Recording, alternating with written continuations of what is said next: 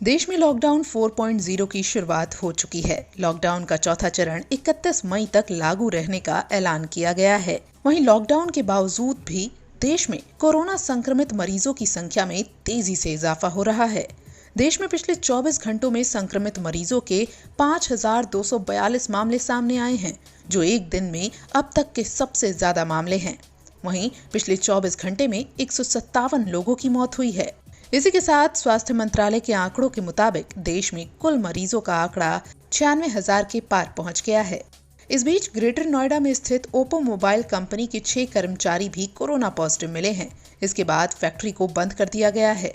Company ने बताया है कि जब तक उसके सभी 3,000 कर्मचारियों की कोरोना वायरस संक्रमण की जांच पूरी नहीं हो जाती, फैक्ट्री में काम बंद रहेगा। बता दें कि अभी हाल ही में 9 मई से ही फैक्ट्री में दोबारा प्रोडक्शन की शुरुआत हुई थी।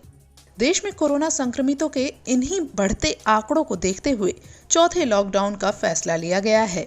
इस दौरान क्या करने की इजाजत है और क्या नहीं, इसके लिए गृह मंत्रालय ने गाइडलाइंस भी जारी कर दी हैं। वहीं इस लॉकडाउन में केंद्र ने राज्यों को कई अधिकार दिए हैं कि वो खुद से फैसला लें। अपने यहाँ लोगों को लॉकडाउन में किस तरह से छूट देना चाहते हैं, ये खुद फैसला करें। ऐसे में दिल्ली से लेकर यूपी, पंजाब, महाराष्ट्र, हर राज्य ने अपने अपने तरीके से प्लान बनाने भी शुरू कर दिए।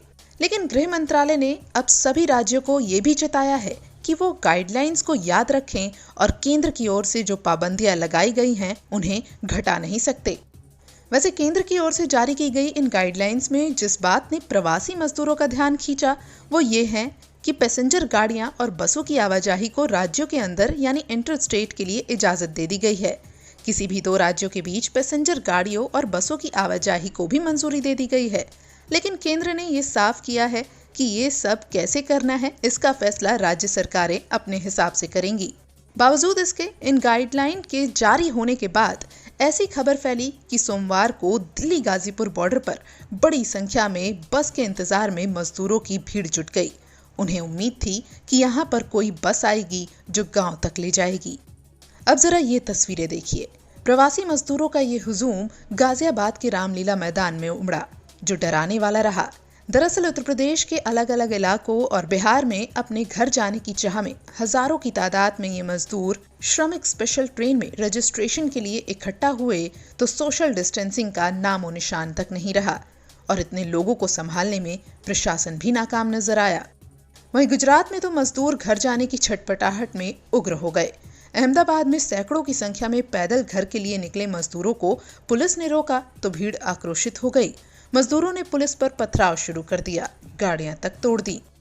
हरियाणा के सोनीपत में भी 2,000 से ज्यादा मजदूर बस पकड़ने के लिए स्टैंड पर जुटे दिखाई दिए और कोरोना का खतरा बढ़ता नजर आया। लॉकडाउन के जरिए कोरोना वायरस के खतरे को कम करने के लिए केंद्र सरकार से लेकर राज्य सरकारें पूरी कोशिश में जुटी हैं। इसके लिए सभी मिलकर काम करना चाह रहे हैं। राज्य सरकारें विपक्षियों की सलाह पर भी अमल करने से गुरेज नहीं कर रही।